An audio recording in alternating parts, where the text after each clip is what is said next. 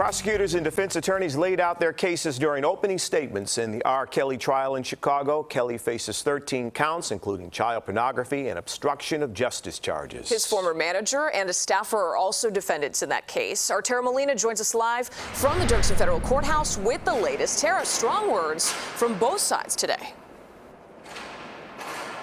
Maria and Jim, as expected, both sides showed up here today ready for battle. The prosecution started us off by saying R. Kelly not only had sex with children, he made videotapes of himself having sex with children. The defense following that up by saying the prosecution's going to portray R. Kelly as a monster, telling the jury they need to really examine each one of the 13 counts pending against him.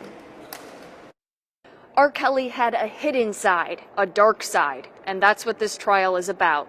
Part of what we heard in the prosecution's opening statement here today, going on to describe the 55-year-old's past and history of sex with underage girls, detailing some of those relationships, including one with a woman formerly known as Minor 1, now being referred to as Jane. Back in 2008, when Kelly was acquitted here, she did not testify. She and her parents both denying the relationship.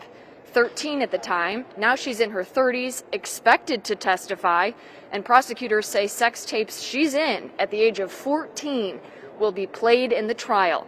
The defense spoke directly to those tapes, saying there's an obligation to decide if those tapes are authentic, even questioning the existence of one of them, telling jurors they will need to be brave in this challenging case, since most have some knowledge of Kelly and are not blank slates, a focus in jury selection the past 2 days. Speaking directly to Jane, the defense team questioned her decision to speak up now, mentioning she has immunity in this case. We're expecting court to wrap up here in just about an hour, but we'll be back with the very latest live at 6. For now, reporting live in the Dirksen Federal Courthouse, I'm Tara Molina, CBS 2 News.